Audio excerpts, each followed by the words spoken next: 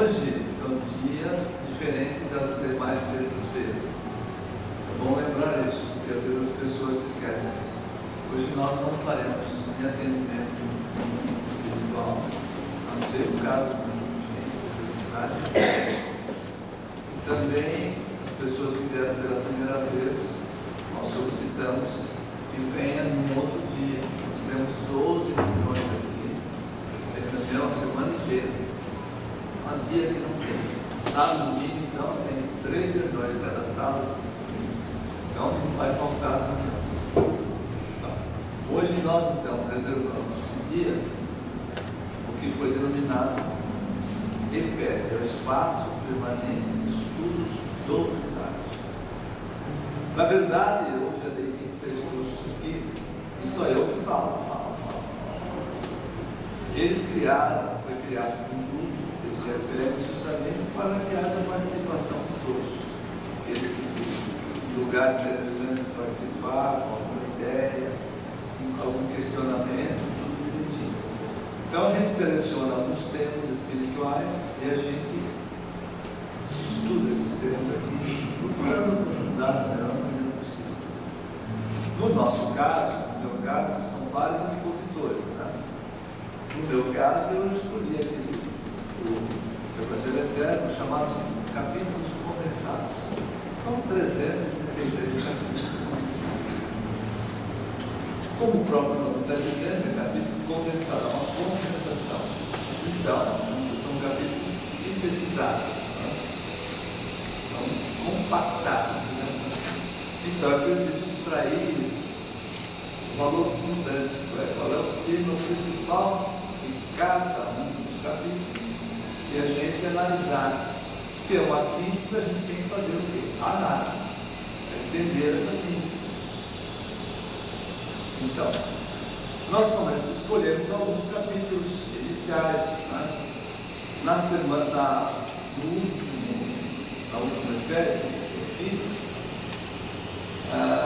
nós analisamos apenas 3 capítulos, capítulo 4, 5 e 7. E então faltou concluir, tirar algumas conclusões desses capítulos. Então eu vou rememorar um pouquinho para vocês, só para vocês se lembrarem do que foi tratado no capítulo. E eu vou extrair algumas conclusões minhas, para vocês pensarem em todas as conclusões que eu tirei. A minha responsabilidade é muito grande, porque vocês já viram o acompanhamento que não é.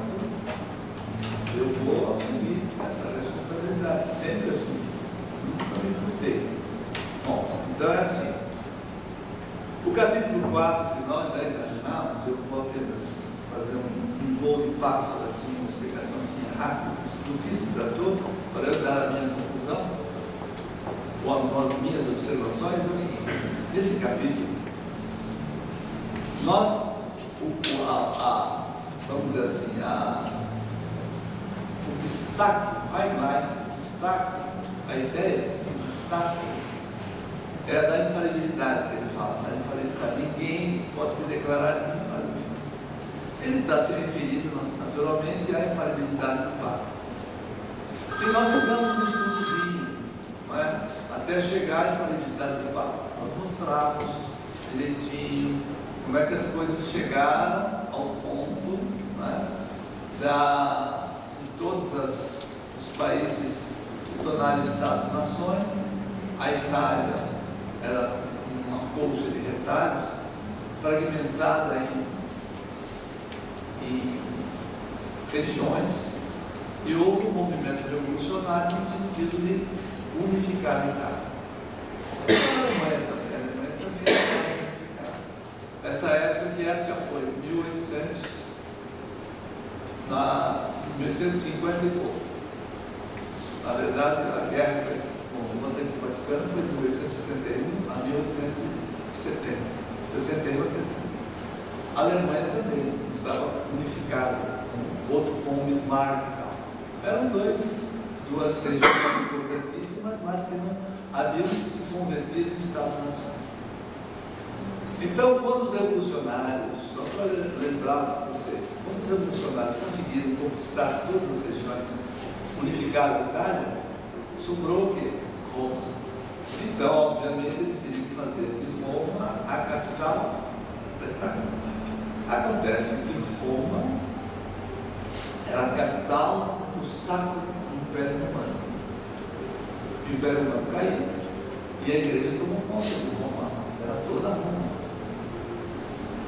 Aí os revolucionários não concordaram que se fizesse em outro local a capital da Itália, provisoriamente colocaram a capital da Itália em Florença, na Toscana, e aí deram as guerras dos revolucionários contra os exércitos papalinos. O Papa perdeu, Pio IX perdeu a guerra, aí que eu vou entrar agora. Veja, quando ele perde a guerra, normalmente, naquela época, os vencidos normalmente ou eram condenados à morte, ou eram condenados a uma prisão perpétua, assim por diante. Teoricamente, deveria ter acontecido isso. Por quê? Porque o Vaticano, ou a Santa Sé, havia criado um problema seríssimo para todos os revolucionários. Tiveram que lutar 10 anos praticamente com sangue. Quanta sangue correu, quanta morte, quanta gente ferida, quanto trabalho deu. Obviamente, dificilmente o Papa deveria escapar. Ele foi o chefe de tudo. Nesse momento é que houve uma verdadeira encruzilhada na história. Né? A história tem muito disso que nós vamos examinar. Por quê? Porque conforme a decisão fosse tomada, a situação seria completamente outra nas futuras décadas. Então, quando o Papa Pio IX se declarou infalível e se disse preso no Vaticano, quase que tornou-se uma prisão domiciliar dele. Poderia ter acontecido dos revolucionários não concordarem, ele poderia ter sido condenado à morte, ou poderia ter sido condenado a uma prisão perpétua, era muito comum, confiscado o Vaticano. Se tivesse ocorrido o confisco do Vaticano, que era comum na época, ficaria toda a cidade de Roma, a capital da Itália, a situação seria tremendamente outra, e a igreja praticamente teria desaparecido. Porque o Vaticano é o cérebro da igreja, é a cabeça. E o restante dos seus seguidores forma o corpo da igreja.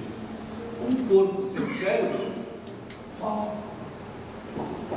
Então, se houvesse sido tomada uma outra posição nessa encruzilhada da história, talvez hoje a igreja católica não estivesse mais no mapa. Poderia ter acontecido? Poderia. Não aconteceu? Não aconteceu. Ela continuou, ficou quietinha, fechado lá. Aos pouquinhos foi se reorganizando direitinho, o álbum de São Pedro e tal, acabou com seus exércitos, mansamente, marotamente, malandro do estrela. O que aconteceu? Chegou em 1925, foi possível, quando o Mussolini resolveu fazer o fascismo, precisou dela. Tratado de Latrão de 1929, com o Tratado de Latrão, ela ressuscitou. Se tornou a igreja oficial da Itália, que é até hoje, e uma grande multinacional religiosa. Uma organização muito semelhante à General Motors Corporation, comparável a ela, de tão bem organizada que ela é. Agora sim, um movimento que existe lá na Europa, Big Bang, ciência, neodarwinismo, Dan Brown com aquele livro dele, o Código da Vida, Anjos e Demônios, aquele Richard Dawkins, Deus, vírgula, um delírio. A Europa hoje está, por causa do enfraquecimento da igreja, se tornando materialista. E a igreja então está enfraquecendo. A cada dia que passa, os seus dogmas estão caindo por terra, todos eles. A igreja está definhando. Restou quase que a chamada armada do Papa. Irmãos, uma série de ordens religiosas que o Papa se mantém nos seus dogmas direitinho, mas ela já está definhando.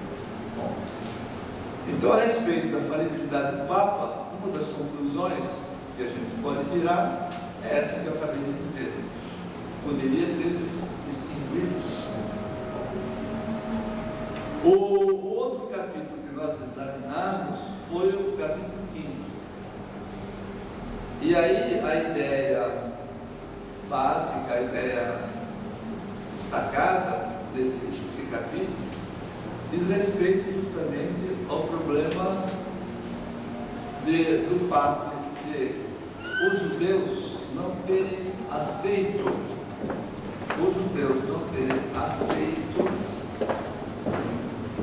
Jesus como Messias. Não aceitaram.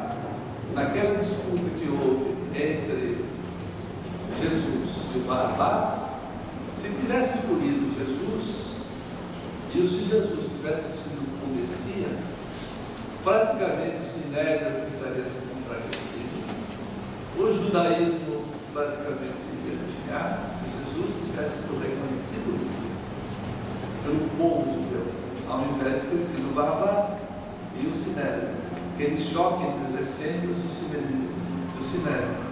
Se tivesse sido Jesus, as coisas seriam outras no planeta. Por quê? Jesus teria sido recebido, a revelação estaria no mundo, com Pentecostes. Com a revelação do mundo, os apóstolos seriam muito mais exuberantes, muito mais livres.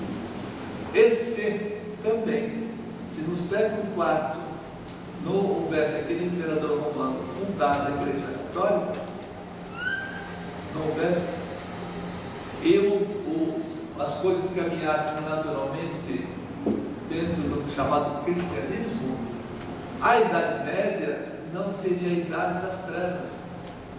A Idade Média é a idade entre a Idade Antiga e a Idade Moderna, os tempos antigos e modernos. Então, a Idade Intermediária, a Idade Média, 10 séculos. Por quê?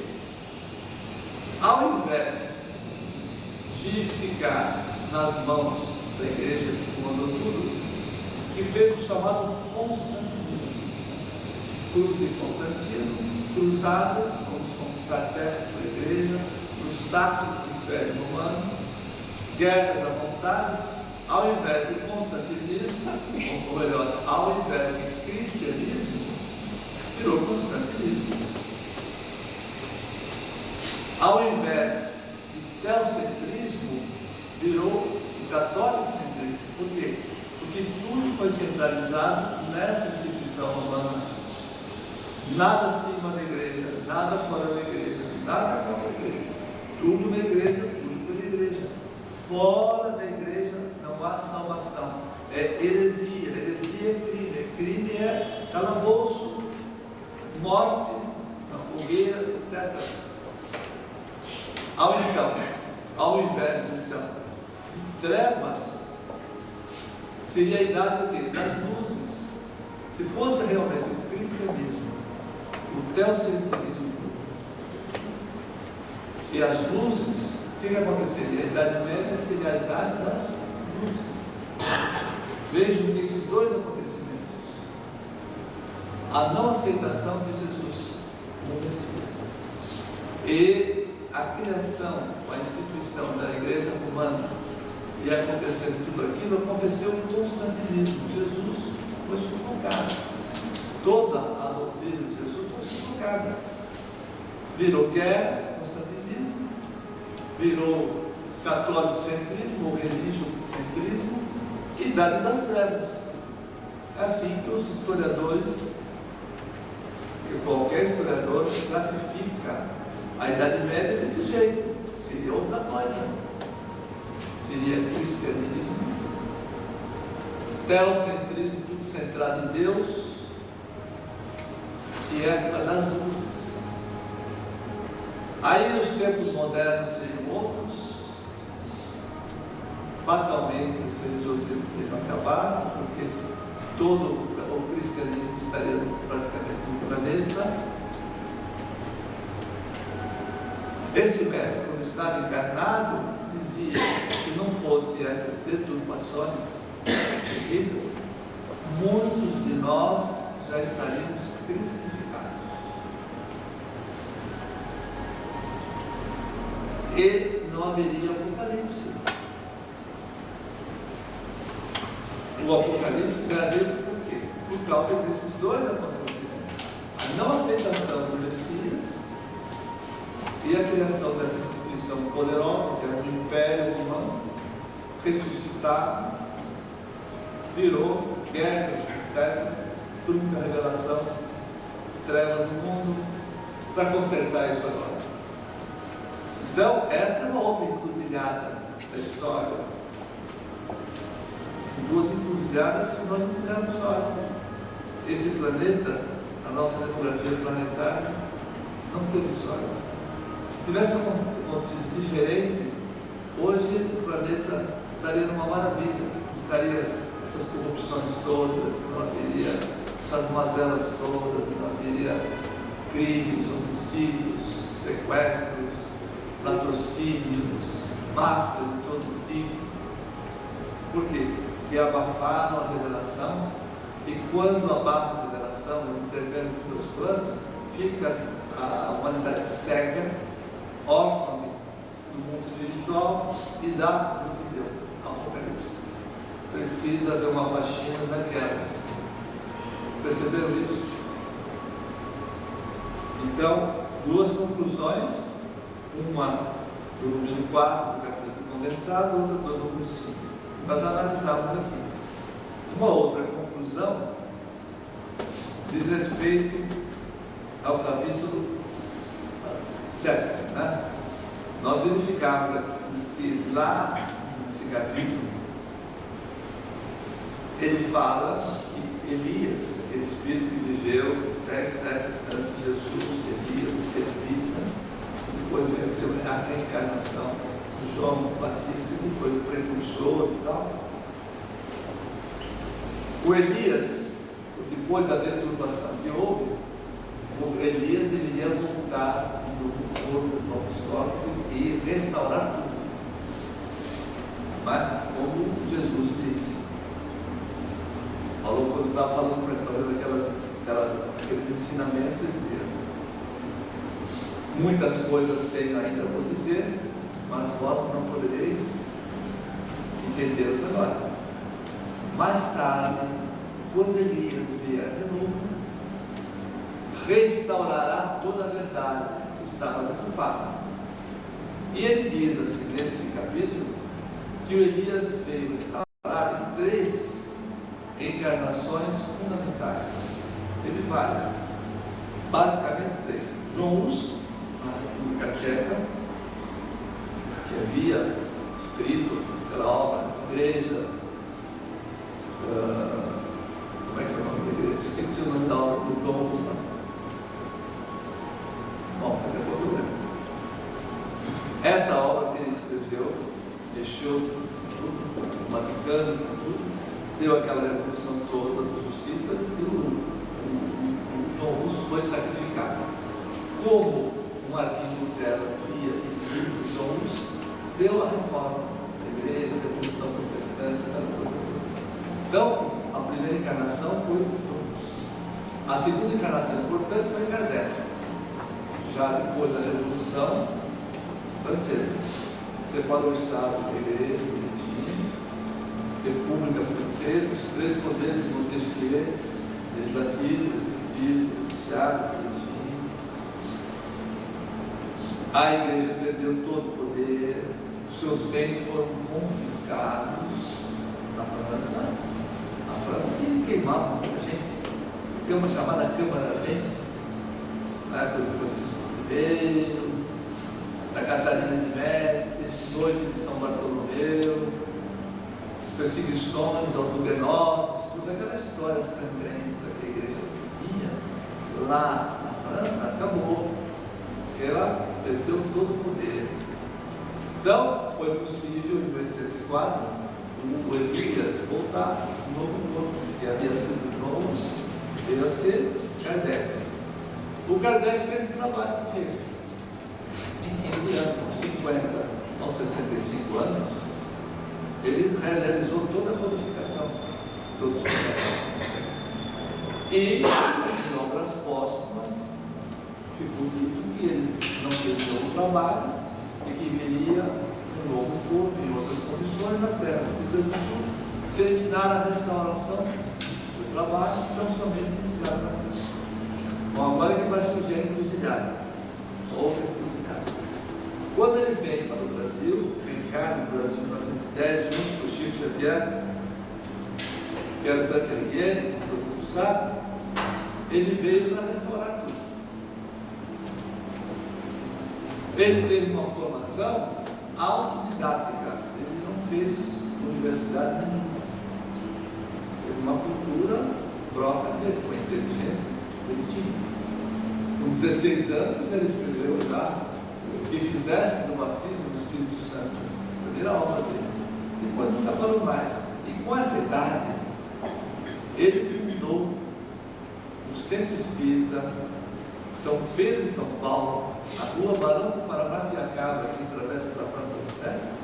Foi o primeiro centro espírita. E depois veio a tornar-se a Federação Espírita do Estado de São Paulo. Agora que entra os caras. Quando ele estava já uma idade mais adulta, escrevendo muitos livros, escrevia a cada 3, 4 dias do livro, em volta dele foi dada a oportunidade ao pessoal do Sinédrio reencarnar para desfazer os erros cometidos na época de Jesus. Caifás reencarnou e vários outros, e eu conheci alguns deles. Conheci. Fundaram a livraria Allan Kardec na Rua Riachuelo, tudo direitinho, e estavam apoiando ele, porque vieram para apoiá-lo. Chegou um determinado instante, aconteceu aquilo que está na segunda epístola de Pedro. E o cão volta ao vômito. O cão volta ao vômito. E o corpo volta a remover-se no lodação. Voltou tudo. Aquele pessoal do Sinédrio se voltou contra ele, fechou tudo. Ele ficou sem apoio nenhum, acabou se afastando. Foi a época que eu o conheci, há muitos anos, 50 anos atrás. E aí ele ficou sozinho e as coisas ficaram bem fraquinhas, lutou muito. Caso, aí que está encruzilhado, não tivesse ocorrido esse fato de eles não terem recebido o Kardec reencarnado que viera restaurar tudo, se tivesse a Federação Espírita de São Paulo, com toda a sua organização, recebido como deveria receber, igual à época de Jesus, ele veio para o que era seu, os seus não o reconheceram, a mesma coisa, ele veio para o que era o trabalho, os seus não reconheceram. Afastado. Se a Federação Espírita de São Paulo tivesse aceitado, apoiado tudo que ele escreveu, 116 obras, várias monografias, principalmente o que ele deixou, seria hoje o Brasil seria divinista. Não seria esse espiritismo fraquinho que está aí, fraquinho, fazendo sessões de desobsessão, essas coisas todas que ele combateu tanto. Essa é uma outra encruzilhada. Veja como as decisões, às vezes, de um determinado momento, pode levar uma determinada sociedade para um lado ou para o outro.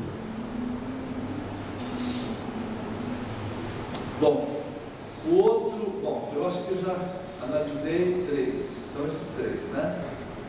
Muito bem. Agora, então, vamos reiniciar o estudo dos demais. Tem alguém que queira, por favor, fazer alguma observação? Porque o formato do nosso trabalho é que as pessoas participem também. Tem alguém interessado em falar alguma coisa, complementar alguma coisa? Vocês perceberam que duas moças que vieram aqui já foram embora. Provavelmente o pau na igreja. Perceberam isso aí? Bom, pode falar. Em relação ao último capítulo da Bíblia. O último livro, né? O último livro do Apocalipse foi escrito muito antes do livro de foi. Então, alguma coisa já indicava o caminho. Não, o Apocalipse é o seguinte, foi uma previsão, não é um determinismo.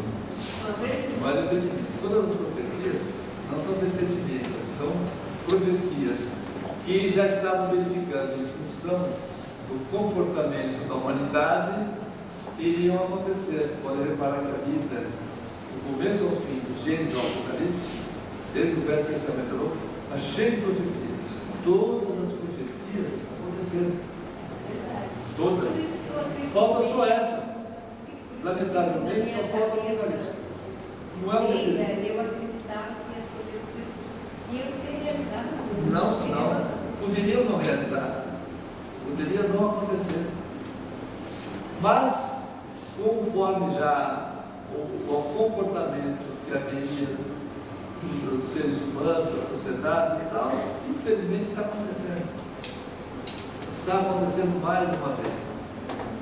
Não é que se fosse assim, seria determinismo. Então vai acontecer, já não é o livre-arbítrio nosso, desapareceria. E toda o nosso mérito e demérito perante a justiça divina está justamente nesse livre-arbítrio. É uma pergunta inteligente, né? Uma questão inteligente. Porque todas as profecias, elas têm um cunho de também prevenir, mostrar um quadro que nós aceitamos para o futuro ou não. Então, eu acho é uma profecia que poderá acontecer ou não. Infelizmente, tudo foi acontecendo. No que foi acontecendo, tudo, as previsões demonstram que essas profecias estão cientificamente corretas. Agora, nós não estamos observando o planeta como está, o cenário planetário qual é?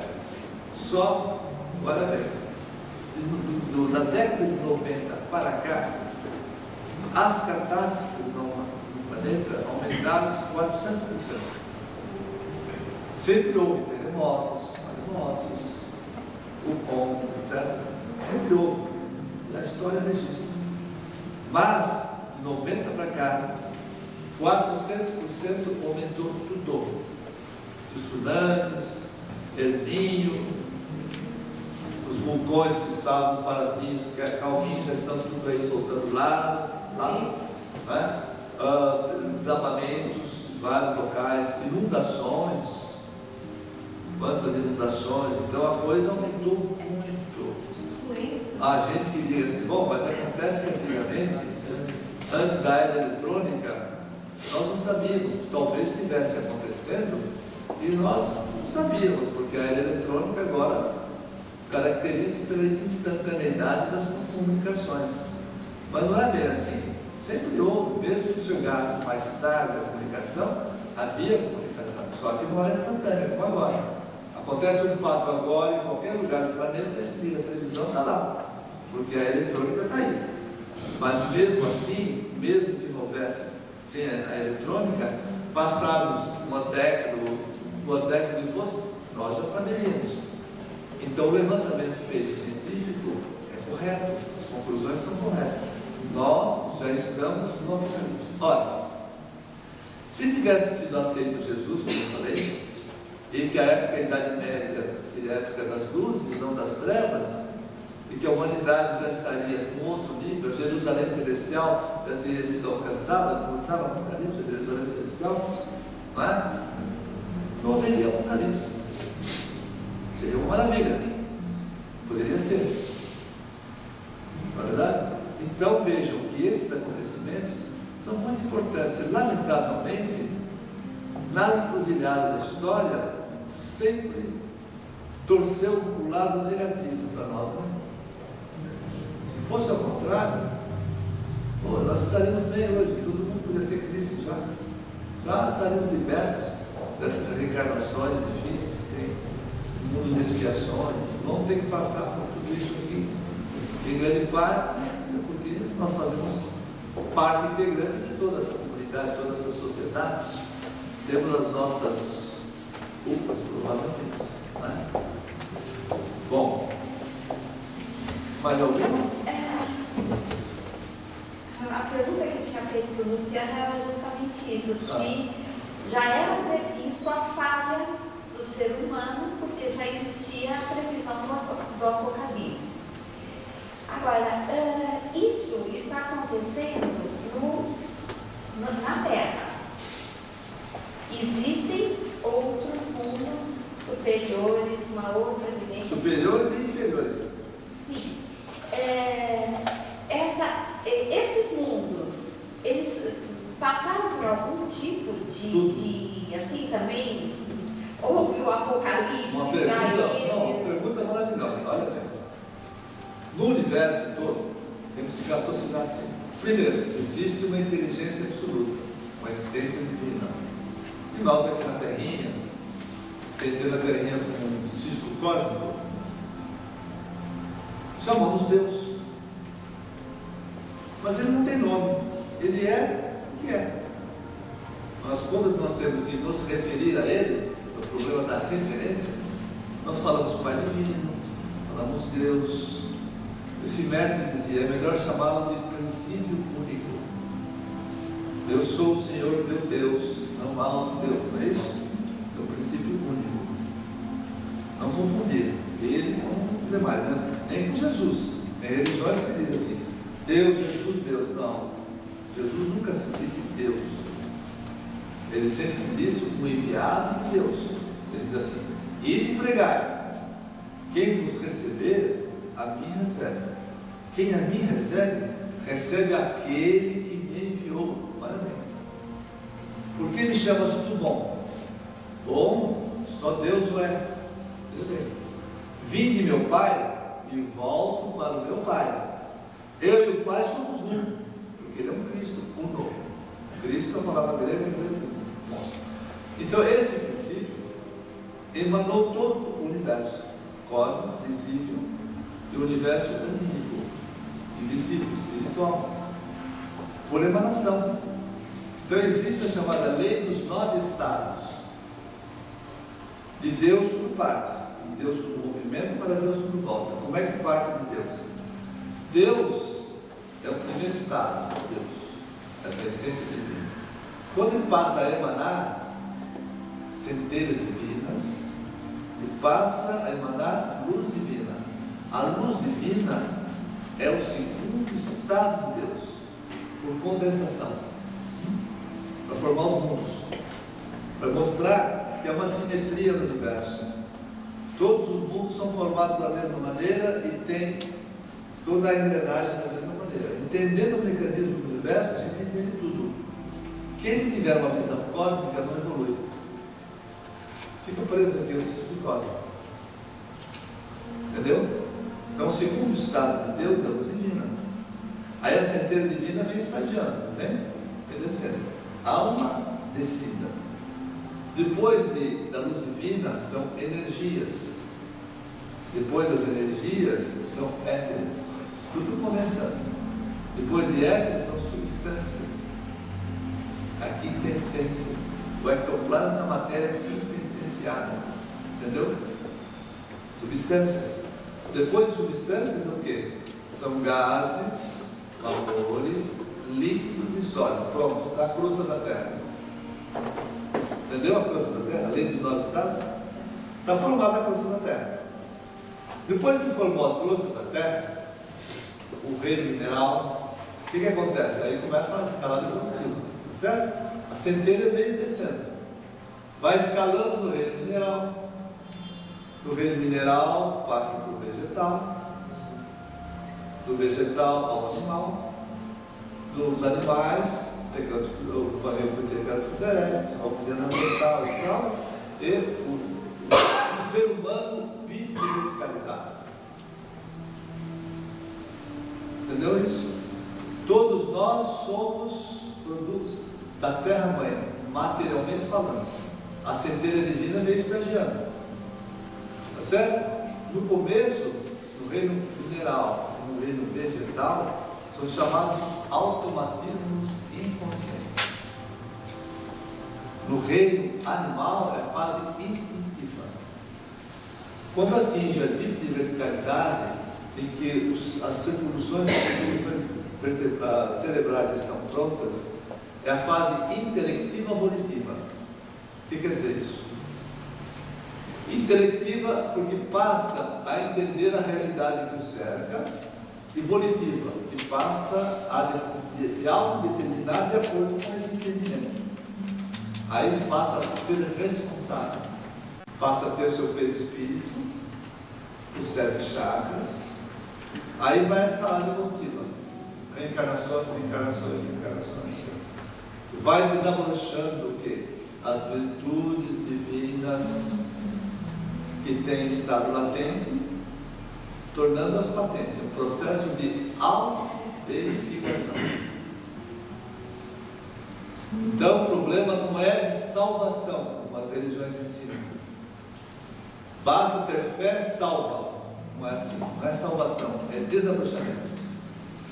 Quais são as virtudes divinas? É o amor, a honestidade, é a fraternidade, todas essas virtudes divinas que nós temos que ir desabrochando. Aí é um processo contrário. Enquanto nós evoluímos, a sociedade evolui, em todo, a matéria vai se sublimando. Então o espírito vai se auto-deificando e a matéria vai sublimando. Entendeu bem?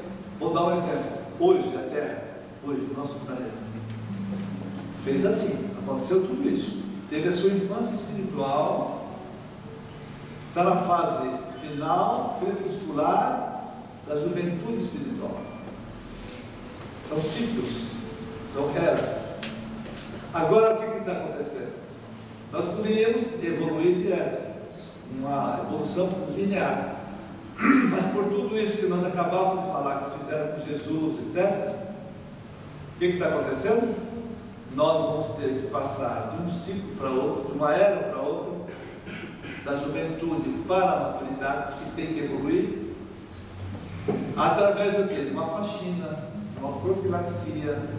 Dá para evoluir com tantos ladrões, tantos políticos desonestos? Dá para ter tantas máfias, tantas pedofilias, tantos estupros, tantos homicídios, serial killers, todas essas mazelas que tem na humanidade? Dá para evoluir? Não.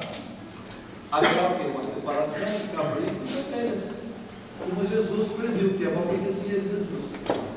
Quem vai ao sermão profético de Jesus, capítulo 24, 25 de Mateus, ele profetizou o que está acontecendo agora. Haverá uma separação de cabritos e ovelhas. Como haverá grandes hecatombes, tem 400 usinas atômicas no hemisfério norte, desde o Chernobyl que aconteceu, desde o primário Alzheimer, desde o Hiroshima e Nagasaki, sabe? As radiações irão caminhar, etc. e tal. Haverá muitos nascimentos teratogênicos, etc. Infelizmente, vai ter que acontecer isso, não tem outro jeito, para limpar o planeta. Fato que não precisava acontecer, se não tivesse acontecido com Jesus aquilo que nós falamos naquela encruzilhada. Entendeu? Hoje o mal que as religiões fizeram à humanidade. Quem diz que todas as religiões são boas, só revela que é uma pessoa espiritualmente infantilizada, que não conhece a história. E se estudar direitinho a história, e souber analisar bem, estiver bem informado, jamais poderá dizer isso. Pelo contrário, as religiões é que acabaram fazendo com que nós tivemos que passar por tudo isso. Por quê? Porque as religiões em uníssono, sem discrepâncias, sempre combateram a revelação, chamando coisas do demônio, coisas do diabo, e colocando na fogueira as pessoas que tinham faculdade mediúnica, chamando de feiticeiras, etc. Entendeu? Uma humanidade sem revelação fica nas trevas. Então hoje o planeta está na chamada Kali Yuga, isto é, a idade das trevas. O planeta nosso é a idade das trevas. Já ultrapassou muito Sodoma e Gomorra, que são aquelas duas cidades que estão na Bíblia, né? Que viraram pó por causa de tudo isso. Agora, o planeta, esse mestre antes de encarnar dizia: a humanidade, lamentavelmente, já ultrapassou de longe Sodoma e Gomorra. Então, os acontecimentos telúricos, calamitosos, catastróficos, lamentavelmente, irão acontecer mais ainda. O Big Bang, muita gente fala, não é a origem do universo, não. O Big Bang são os grandes acontecimentos. O Big Bangismo, lamentavelmente, são os acontecimentos apocalípticos, que ainda virão para limpar o planeta. 2/3 migrarão para 2 planetas que estão na situação da Terra de 480 mil anos atrás. Entendeu isso? Esses planetas já estão em desenvolvimento. Exatamente, são planetas que estão. Agora sim, vou chegar onde você queria. Todos, se você parar um pouquinho aí, ela quer enxergar, quer me enxergar, não sai do quarto. Então, veja bem. É que nós estamos aqui, nós dois. Então, você entendeu? Todos os planetas têm essa origem. Então, examine só o seguinte, para você ter ideia. O nosso planeta, imagine uma galáxia. Uma galáxia é um conjunto de estrelas e planetas. A nossa galáxia, os cientistas dizem que há 100 bilhões de estrelas. Dá uma sentadinha lá. Isso. Agora melhorou muito. Obrigado. Porque ela estava fazendo assim e eu também, né? Você entendeu? 100 bilhões de estrelas. Vamos confiar nos cientistas, nos astrônomos, etc. Confiamos neles, né? Não sei se tem tudo isso, se não fui contar, nenhum de nós vai contar. Agora, veja bem, cada estrela é um Sol. O nosso Sol é uma estrelinha de quinta grandeza, de bichuliquinha. Aqui há estrelas na nossa galáxia 500 vezes maior que o Sol, muito maior, de primeira grandeza, assim por diante. Então o que acontece? Os cientistas dizem assim, pela lógica do universo, essa aqui é uma galáxia, então você conte hoje, já cientificamente, 300 mil galáxias hoje. 10 quintilhões de estrelas. Hoje, pelo Hubble, um aparelho que já sonda o universo há muito tempo. Então veja, eles dizem assim, para você entender esse mecanismo, eles dizem assim, cada estrela, pela simetria que deve ser no universo, necessariamente deve ter em volta planetas. Então cada estrela forma um sistema planetário. Então, através da eletrônica, agora, da energia, desses aparelhos acoplados a naves espaciais, esses rádios telescópicos, como o Hubble, Spice e outros rádios telescópicos, então eles já descobriram o quê? Só na nossa galáxia já descobriram aproximadamente 400 planetas fora do nosso sistema planetário. Eles chamam de exoplanetas, planetas fora do nosso sistema planetário. Porque o nosso sistema planetário são 8 planetas: Mercúrio, Vênus, Terra, Marte, tal. 4 são rochosos e 4 são gasosos. A volta, Júpiter, Saturno, Urano e Netuno são gasosos. Por que são gasosos? Porque tem humanidades mais evoluídas que os rochosos, entendeu? Já é uma sublimação, não é? Deu para entender? Então, se você tem isso, você Você deve ter, então, já tem 400 planetas. Foram observados assim, frontalmente? Não. Só 2 planetas foram observados pelo Spitzer, um telescópio próprio, que já conseguiram observar 2 planetas assim, visualmente, raios ultravermelhos, tanta coisa. Visualmente, só 2 planetas. Os outros planetas só têm sido descobertos até através de cálculos, porque eles calculam assim: eles estão observando uma estrela, como existe o eletromagnetismo, quando a estrela treme um pouquinho a estrela, ele fala, é um planeta que está passando por ali, está entendendo?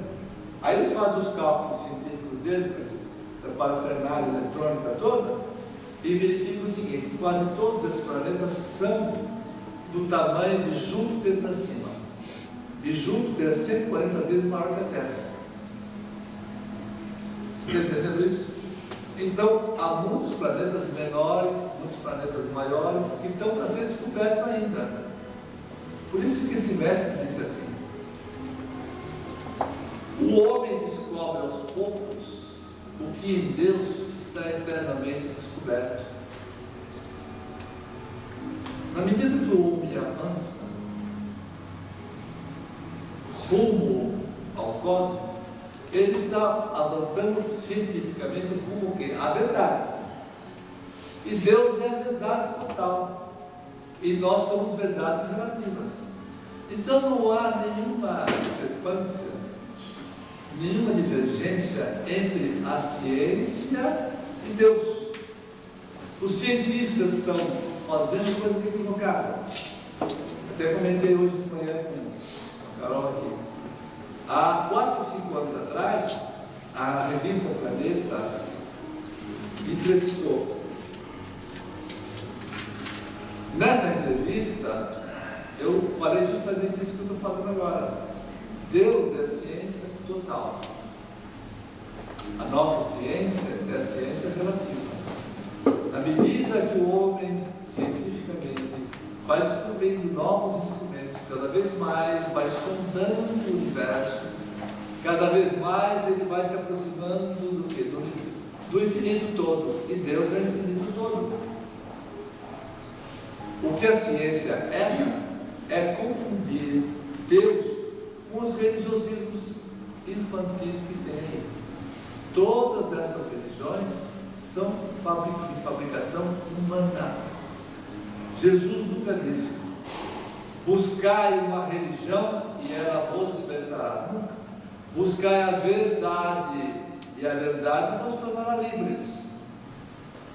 Então, todas as religiões são de fabricação humana. Então, os cientistas, se tivessem um pouquinho de formação filosófica melhor, eles teriam sabido disso. Quanto mais nós fomos avançando, mais próximo de uma inteligência absoluta. O Einstein, que é o maior de todos, admitia Deus. Quando chegaram ao Einstein, disseram: se nós formos repartindo as subpartículas atômicas, né, o microcosmo, num cálculo infinitesimal, onde vai chegar? Falou: adeus. Einstein, Albert Einstein, que é o pai de todos eles, o maior de todos eles. Então não há nenhuma divergência. Então, nesse sistema, agora sim, você vê, nós somos agora, a tendência nossa é cada vez mais, com a passagem para um novo ciclo, uma nova era, um novo céu, etc., a humanidade que herdar a Terra nos futuros ciclos, que é 1/3 mais ou menos, 2/3 caem fora, essa humanidade vai viver em outras condições. Aí, o que vai acontecer? Todo mundo vai ser vidente, o intercâmbio entre os 2 planos será normal, porque as religiões já terão todas expulsas daqui, os fora daqui, que está no Apocalipse, capítulo 22, veja lá o elenco dos fora daqui, os idólatras, etc., mentirosos, tudo isso está lá. Né? Aquele pessoal não lê, mas está tudo lá. Então o que acontece? Quem mereceria dar a terra dos futuros ciclos? As ovelhas, que Jesus falou, não cabritos, as ovelhas, irão passar por um novo céu e uma nova terra, como está em Isaías, a profecia de Isaías, capítulo 11, no céu e na nova terra, então o que vai acontecer? Nós iremos ter mais facilidade de auto-nos identificarmos, a evolução será provavelmente mais rápida, a terra irá se sublimando, um dia a terra vai virar gás, igual a Júpiter, Saturno, Urano, Netuno. E assim vai a volta. A lei dos 9 estados é isso, vai voltando. Um dia vai virar uma estrela, porque todas as estrelas são habitadas por espíritos maravilhosos. Quando falam na Jerusalém Celestial, o Apocalipse fala que não haverá noite, será sempre dia. A estrela tem noite. Por que tem noite para nós? Porque nós ficamos girando em torno do Sol, quando está do lado contrário, fica a noite. Agora, se você tem luz própria, tem noite, não, será sempre dia.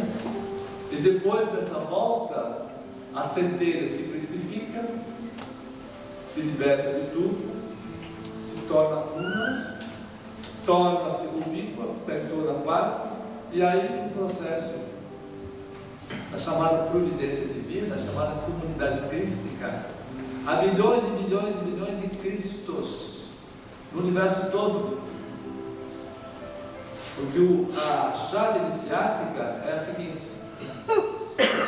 mundos de humanidades que ainda não são, um dia serão. Serão emanadas, é um voto contínuo. Mundos de humanidades que hoje são, hoje, um dia não serão mais, porque terão voltado. Porque nós estamos no caminho de volta. Mundos de humanidades que já foram e já não são mais. Esses mundos de humanidades que já foram e não são mais, ou que era matéria virou luz divina, e os espíritos se cristificaram e fazem parte do quê? Da comunidade crística. Todo o planeta tem um elo divino, um Cristo. Todo o sistema planetário tem um elo divino, um Cristo planetário, um sistema planetário. Todos os sistemas de sistemas, a Cristo da galáxia. O Jeová que apareceu a Moisés no escuro, no Sinai, é o Cristo da galáxia. Há Cristo de galáxia e de galáxias. Quando o Espírito chega ao nível como está Jesus, por exemplo, chamado Espírito deificante, a fase deificante do Espírito, está muito próximo da total e plena deificação. É a chamada consumação evolutiva do Espírito. Esse mestre que escreveu esses capítulos condensados, que foi o Kardec, já se infusou totalmente, já é Deus em Deus, é para lá que todos nós somos. Como Jesus disse lá atrás, e o Pai não quer que nenhuma das suas ovelhas se perca, de uma maneira metafórica de Jesus, uma alegoria, para o pessoal entender.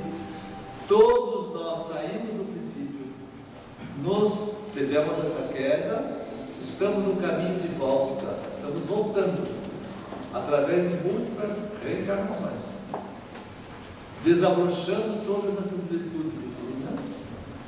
Temos que nos cristificar, passar de Cristo de planeta para Cristo de sistema planetário, assim vai tudo que eu acabei de falar, nos tornarmos deificantes e um dia todos nos tornaremos totalmente Deus em Deus, totalmente deificados. Passaremos a ser Deus novamente. Entenderam isso?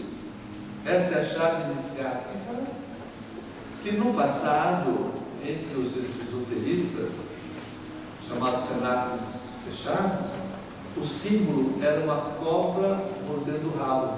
É um ciclo. Entenderam bem? Nós todos aqui estamos no caminho de volta.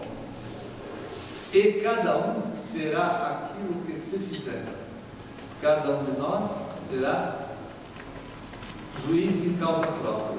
Há um livre-arbítrio relativo e vai depender esse desabrochamento só de nós mesmos. Cada um terá aquilo que é, que se fizer. O desabrochamento é personalíssimo, é muito personalíssimo. Uma responsabilidade também é personalíssima. Essa é a chave iniciática que todo mundo deveria saber se tivesse sido aceito o Messias e não o Sinédrio. Entenderam isso?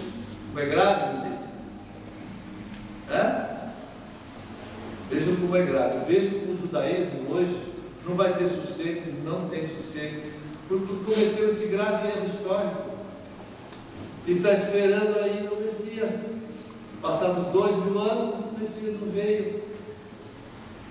Não ligaram os confiômetros ainda. Estão lá brigando, muçulmanos, atraso. Todas essas eleições são atrasadas. Muçulmanismo 1 bilhão e 300 milhões, 50% é analfabeto. Com as religiões ditas novas, né? Como aqui principalmente. Essas novas religiões. Agora só no Brasil tem 6.100 novas. O erro fica sobre erro. Então complica Uma mais coisa, ainda. entenderam bem? Agora qual é o segredo? É entender esse mecanismo todo. Sai do princípio. Todo o universo cósmico que a gente é emanado do princípio. Do do bate, do movimento, agora o de volta.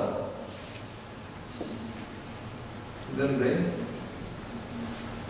Todos nós somos manifestações desse esse pessoal que faz meditações fala Om, mantra deles. Om, é a nossa língua portuguesa é Estão falando o quê? Esse é o princípio entendeu? Deus é se manifesta múltiplo. Essa frase de quem? Pitágoras. E o Pitágoras é uma vida de quem? De Moisés.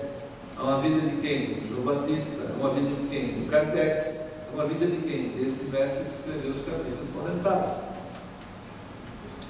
É uma vida de quem? Não aceitaram ele quando veio a carta, ficou 90 anos aí, ninguém aceitou. Nós estamos sofrendo as consequências e nessas encruzilhadas da história, lamentavelmente a história pendeu para o lado errado. É lamentável isso. Nós devemos ter as nossas culpas também. Não existe inocente sofrendo. E cada humanidade tem a casa cósmica que merece. Na humanidade não há doenças, há doentes do espírito. Se acabarmos com as doenças dos nossos espíritos, acabam as doenças do corpo.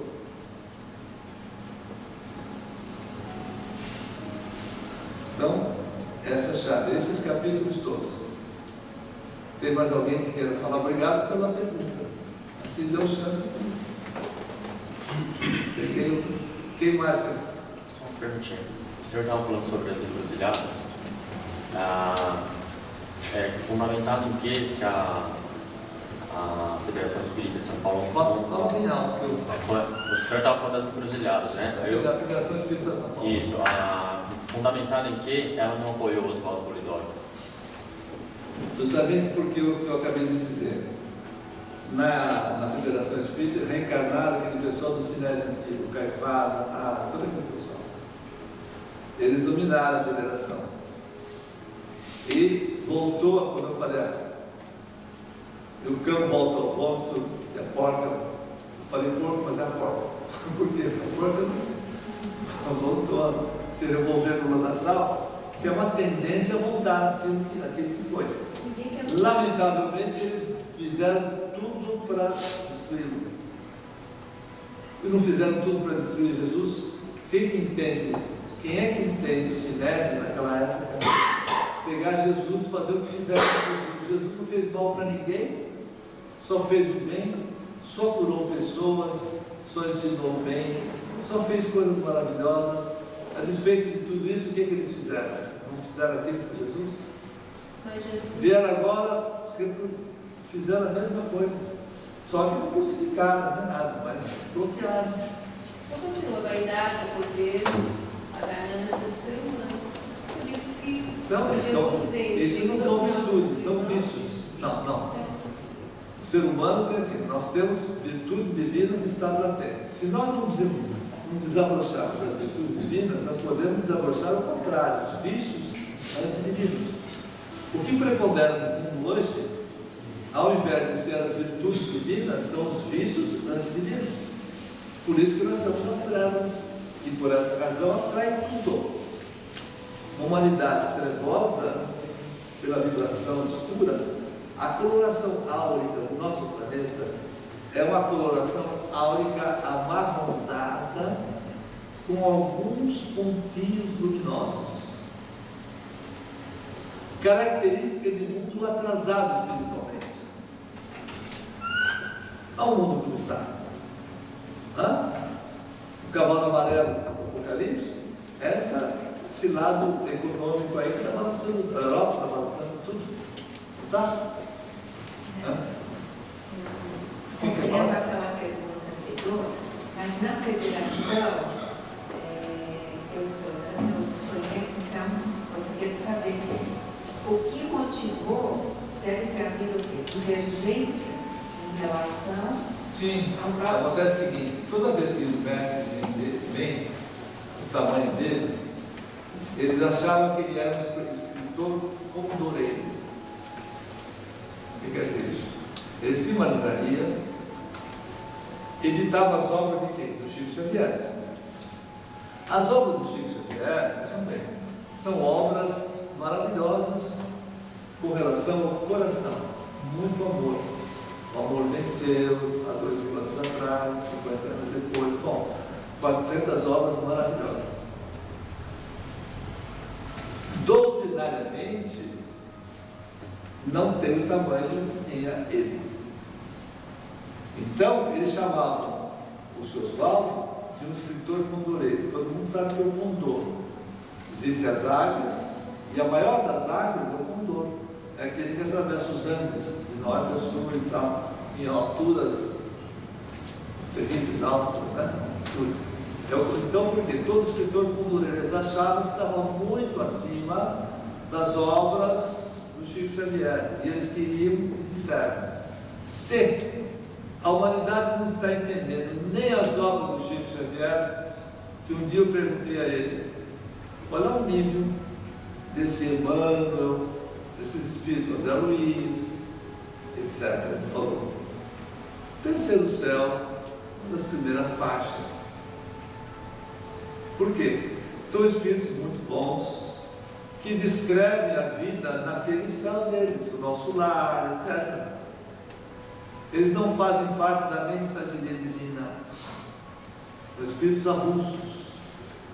Quem é que faz parte da mensageria divina? Os anjos, espíritos angelicais. Por quê? Há duas diferenças. Deus não fala diretamente a nós. É aquilo que foi dito pelo Cristo da galáxia ao Moisés na flor do Sinai. Quando ele disse: Moisés, a você, que é um Cristo, mundo, no princípio, eu falo face a face. Com os outros meus filhos, que somos nós, eu falo através de outros filhos, que é a mensageria divina. O que é a mensageria divina? Deus comanda, através dos elos divinos, os Cristos todos, vem até o Cristo do nosso planeta, o João Evangelista hoje. Aí os anjos, são 7 escalões, a mensageria divina são anjos. Os videntes veem esses espíritos com asas. Por que eles aparecem com asas? Para dizer que são anjos que transmitem mensagens de Deus, enquanto que esses espíritos, Emmanuel, etc., transmitem mensagens próprias deles, experiências próprias do mundo espiritual que eles têm lá. Então, há uma diferença muito grande entre obras que vêm da mensageria divina, esses anjos, quem é evidente sabe disso. Vocês devem ver anjos muitas vezes com asas. Espírito não tem asas. Por que ele aparece? Simbolicamente para dizer: olha, eu faço parte da mensageria divina, para não confundir com os espíritos avulsos, que somos nós. Agora, há anjos desencarnados e há anjos encarnados. Tem muitos espíritos encarnados que pelas suas faculdades recebem essas mensagens de anjos, mensageiros, e retransmitem. Quem retransmite essas mensagens que vem de Deus são anjos da carne. Eu tenho uma dúvida. Nós somos seres humanos, tanto encarnados como desencarnados.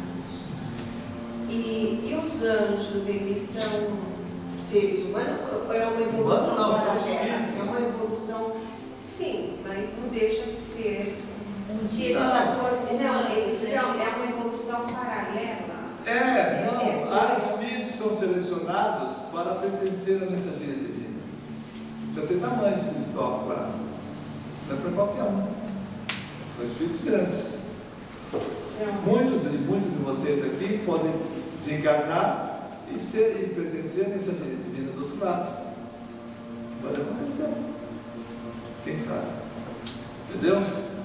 Anjo não é gente. Anjo é espírito. Espírito não tem asa. Por que aparece com asas? Porque para mostrar para os videntes assim, olha, eu pertenço à mensageria divina.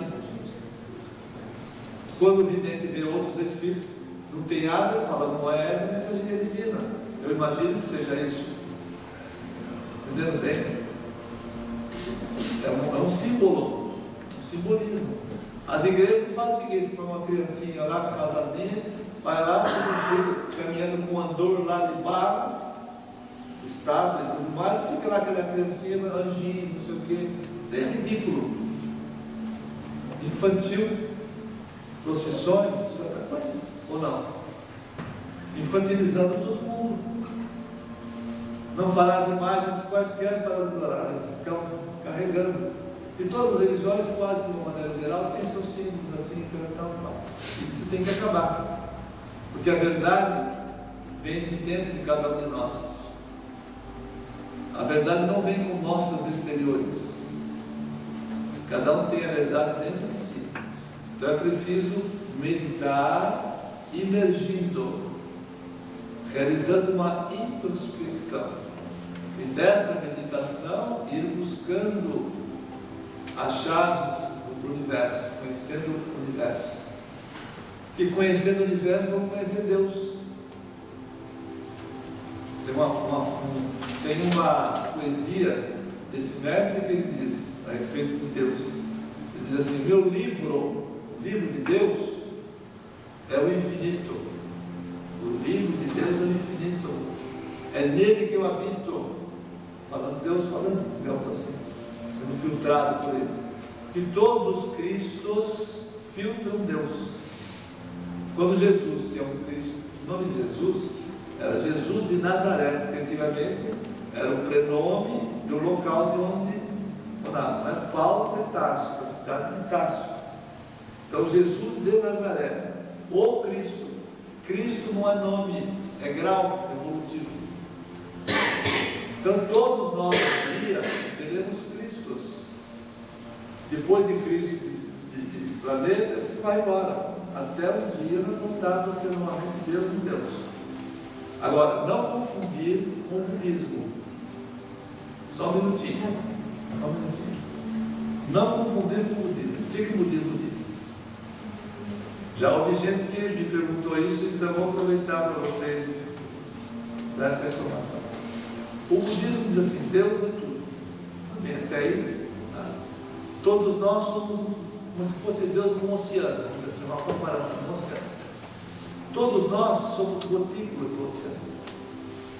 Eles admitem a reencarnação. Através de várias reencarnações e tudo mais, nós vamos evoluindo e voltamos ao oceano. Voltamos a Deus. E aí, nós nos dissolvemos no oceano. Entendeu isso? Só que a verdadeira doutrina não é essa. Nós saímos do princípio, voltamos a ele, mas não perdemos a individualidade. Não perde a individualidade, porque o princípio é o único, Deus é o único. A gente volta ao princípio, mas não perde a individualidade. Essa é a grande diferença entre o divinismo e o budismo. É preciso conhecer as diferenças. O Porque quem não conhece bem acaba tomando o gato por lebre. E as meias verdades são perigosas.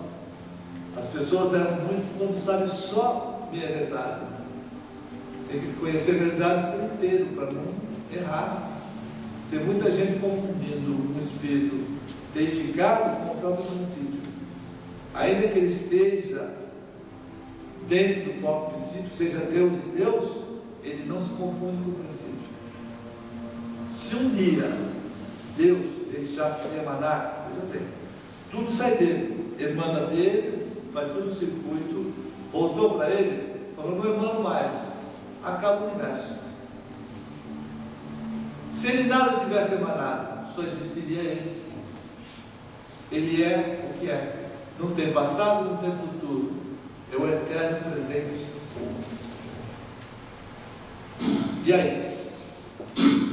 Quem levantou a mão? Minha pergunta. Várias vezes aqui a gente fala, se conecta, vocês falam, se conecta direto ao princípio sagrado, a Deus. A gente sempre vai falar através da mensageria divina? Ou você fala direto com o princípio sagrado? Olha, ninguém vai direto a Deus. É questão de vibração. Tá certo? Os próprios espíritos crucificados, quando dão comunicações, se eles, primeiro para se manifestar para os videntes, eles têm que se diminuir. Senão o vidente não vê. Segundo, se ele entrar dentro do vidente, ele explode o vidente, porque a vibração dele é muito elevada. Então, geralmente, eles encostam meio distante assim e inspiram os videntes estão dentro e ao mesmo tempo, entendeu? Não é meio complicado isso, mas assim que funciona. Então, ninguém vai diretamente a Deus, vai através das leis dos escalões, dos escalonamentos. Você conversa com Deus e Deus está sabendo de tudo aquilo que você falou, porque Ele é onipresente e é onisciente. Mas você não chega a Ele diretamente, você vai pelos escalonamentos. Quem for mais evoluído, mais próximo de Deus. Quem se cristificou, já se uniu a Deus. Os cristos já são unos com o princípio. Por isso que Jesus falou lá atrás: sejam unos a mim, que sou uno ao Pai, para formarmos uma só unidade. Então ninguém vibracionalmente vai diretamente a Deus. A gente ora a Deus, mas ninguém tem condições vibracionais de chegar a Ele. Não sei se deu para entender. Não é muito fácil, não. Ô, Bruno. Tendo o Divino Mestre uma vida como Buda, Um dos Budas. Houve 34 Budas. teria o budismo interpretado mal a doutrina ensinada por Buda? Como é que está? A humanidade conhece o Buda como Siddhartha Gautama. Aquela história que todo mundo conhece, Siddhartha Gautama. Ele viveu lá na Índia, então. Mas Buda quer dizer iluminado. Todos os grandes iniciados, Zoroastro, Pitágoras, Platão, Hermes Trismegisto, todos aqueles iluminados, Krishna, etc., são Budas. O único Buda conhecido foi o Siddhartha Gautama. Ele é uma vida do Mahatma Gandhi. Mahatma Gandhi foi a reencarnação do Siddhartha Gautama. Ele é um dos comandantes de uma das 7 legiões. Você tem 7 escalões.